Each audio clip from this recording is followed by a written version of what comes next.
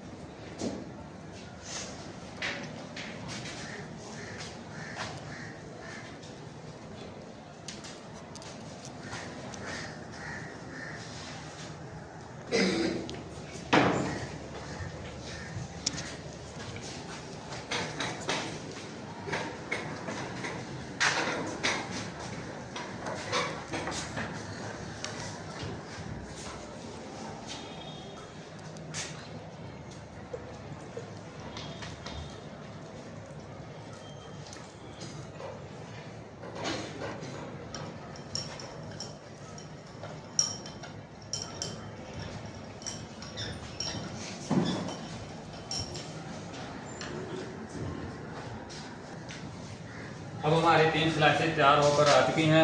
ये तीनों slices math group के तुलबा को दे दी जाती हैं। तीनों तुलबा अपने अपनी स्लाइसेस की लंबाई, चौड़ाई, ऊंचाई मालूम करते हुए वॉल्यूम मालूम कर लेते हैं और अपने मुशाहदात को एक टेबल की शक्ल में लिख लेते हैं।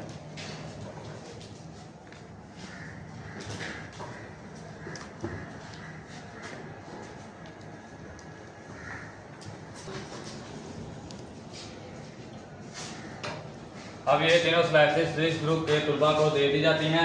वो मैथ ग्रुप के तुलबा के मालूम करदा वॉल्यूम को अपने टेबल में दर्ज कर लेते हैं। फिजिक्स ग्रुप के तुलबा ये तीनों स्लाइसेस ले लेते हैं।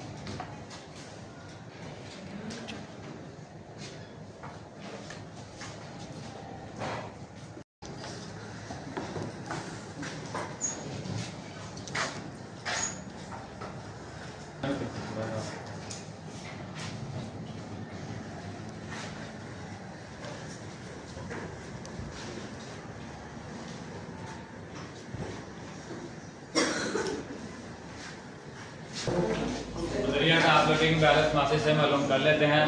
Formula density is equal to mass और वॉल्यूम इस्तेमाल करके अपनी अपनी स्लाइसेस की डेंसिटी मालूम करेंगे।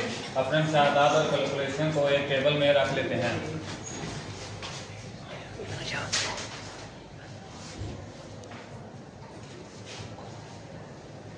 अब तीनों स्लाइसेस, पहली स्लाइस को सादा पानी में, दूसरी स्लाइस को नमकीन बीकर में और तीसरी स्लाइस को खाली बीकर में रख दिया जाता है। अब हम 40 मिनट बाद अपने पीरियड को पढ़ने के बाद वापस आएंगे और अपनी एक्टिविटी को जारी रखेंगे।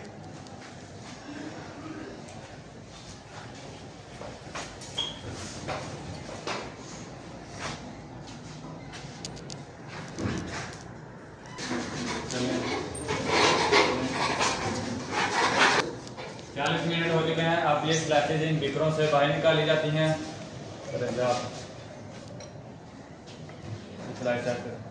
पर ये पहले से सख्त और हार्ड है क्योंकि इस सेल के बाहर से पानी अंदर चला गया, जिसकी वजह से ये स्लाइस हार्ड हो गई है। सर ये सॉफ्ट और नरम है क्योंकि सेल के अंदर जो पानी था वो बाहर निकल चुका है नमक की वजह से। ये तीसरी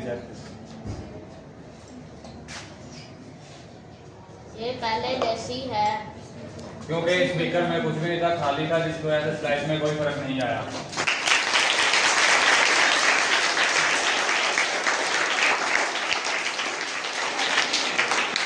बायोलॉजी, मैथ और फिजिक्स के ग्रुप अपने तुलबा अपने मुशाहदात और कैलकुलेशन के मुतालिक बताएंगे।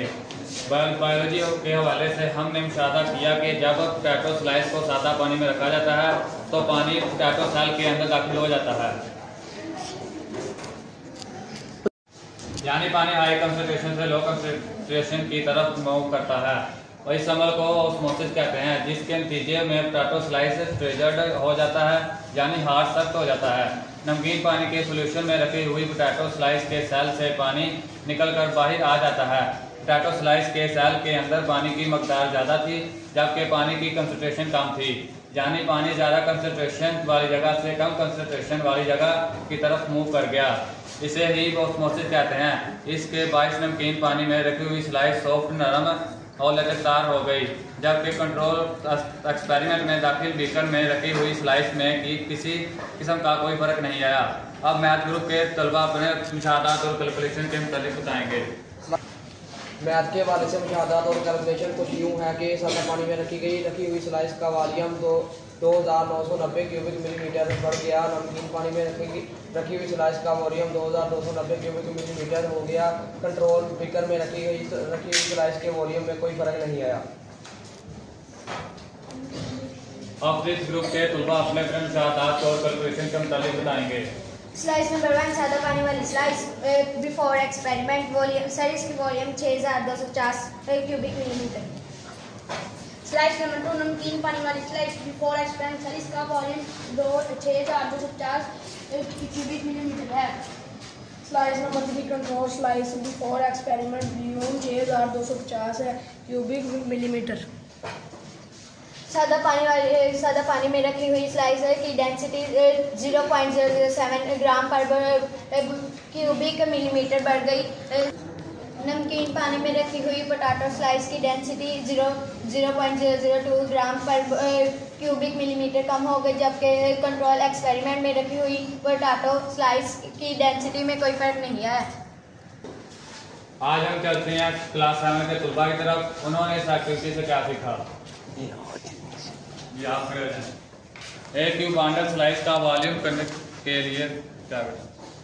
एक क्यूबाइडल स्लाइस का वॉल्यूम मालूम करने के लिए हमें इसकी लंबाई, चौड़ाई, ऊंचाई मालूम होनी चाहिए। एक क्यूबाइडल स्लाइस का वॉल्यूम मालूम करने का फार्मूला ये है, वॉल्यूम लंबाई ज़रब चौड़ाई ज़रब ऊंचाई।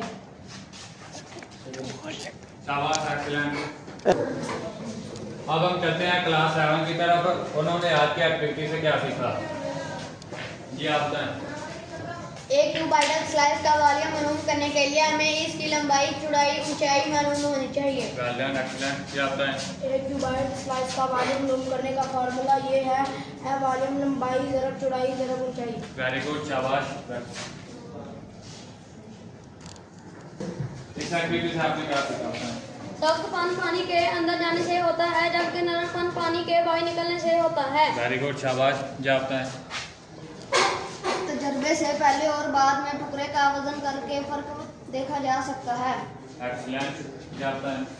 जी हाँ, बुनियादी असूल सब में नुकसान है। फर्क सिर्फ इतना है कि पौधों की खलियों में सील वाली बाल होती हैं जो इन्हें फटने से बचाती हैं, जबकि इंसानी खून के खलियों में ये नहीं होती और वो फट सकते हैं। वेरी गुड, शाबाश। अब हम चलते हैं क्लास 6 की तरफ। उन्होंने ऑस्मोसिस वाली एक्टिविटी से क्या सीखा? एक क्यूबाइडल के 6 फेसेस होते हैं। जी आप बताएं। एक क्यूब या क्यूबाइडल के 12 एजेस होते हैं। इसलिए क्यूबाइडल के दो मुख्य एज के दरमियान 90 डिग्री का फासला होता है। एक्सीलेंट। पानी का एक जगह से ज़्यादा पानी की जगह से कम पानी की जगह जाना ऑस्मोसिस होता है। वेरी गुड, शाबाश। पानी के मॉलिक्यूल अणु के अंदर ऑस्मोसिस के जरिए दाखिल होता है, जिसे खलियात बोलते हैं। वेल डन, शाबाश।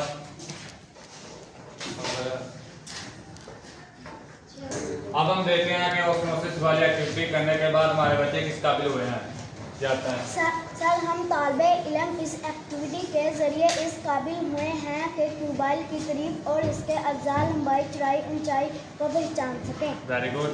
सर हम इस काबिल हुए हैं कि हजम की तारीफ और उसकी आम इकाइयों मसलन cubic metre, cubic centimetre, litre को बयान कर सकेंगे। Very good, excellent.